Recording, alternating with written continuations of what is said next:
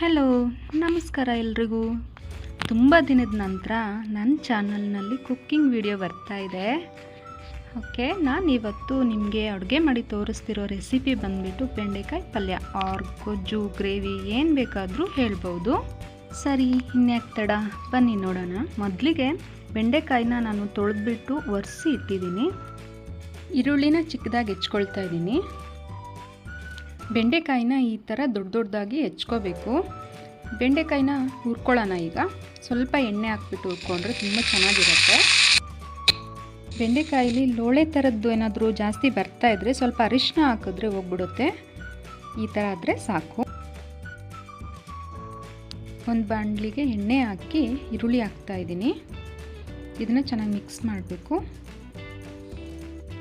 ನಂತರ ಶುಂಠಿ ಬೆಳ್ಳುಳ್ಳಿ ಪೇಸ್ಟ್ ಹಾಕಿ ಹಸಿ ವಾಸನೆ ಹೋಗೋ ತನಕ ಫ್ರೈ ಮಾಡಿ, ಟೊಮೆಟೊ ಹಾಕಿ ಚೆನ್ನಾಗಿ ಫ್ರೈ ಮಾಡಿ, ಅದಕ್ಕೆ ಜೀರಿಗೆ ಪುಡಿ 1 ಸ್ಪೂನ್ ಹಾಕ್ತಾಯಿದ್ದೀನಿ, ಸ್ವಲ್ಪ ಅರಿಶಿನ, 1 ಸ್ಪೂನ್ ಗರಂ ಮಸಾಲ, 1 ಸ್ಪೂನ್ ಖಾರದ ಪುಡಿ.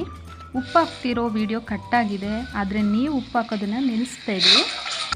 ಸ್ವಲ್ಪ ನೀರು ಹಾಕಿ ಮಿಕ್ಸ್ ಮಾಡಿ 1/4 ಕಪ್ ಆಗುವಷ್ಟು ಮೊಸರು ಹಾಕ್ತಾಯಿದ್ದೀನಿ. ಅದನ್ನು ಹಾಕಿ ಚೆನ್ನಾಗಿ ಮಿಕ್ಸ್ ಮಾಡಿ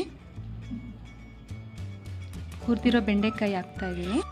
ಇದನ್ನು ಚೆನ್ನಾಗಿ ಮಿಕ್ಸ್ ಮಾಡಿ ಉಪ್ಪು ಖಾರ ಹೊಂದ್ಕೊಳ್ಳೋ ಥರ.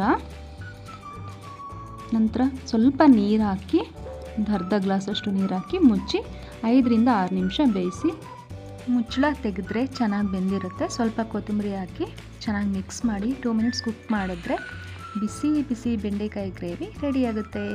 ಈ ರೆಸಿಪಿನ ಬ್ಯಾಚುಲರ್ಸ್ ಕೂಡ ಮಾಡ್ಕೋಬೋದು, ತುಂಬ ಬೇಗ ಆಗುತ್ತೆ. ಆ್ಯಂಡ್ ಚಪಾತಿ, ದೋಸೆ, ರೊಟ್ಟಿ ಜೊತೆ ಒಳ್ಳೆ ಕಾಂಬಿನೇಷನ್.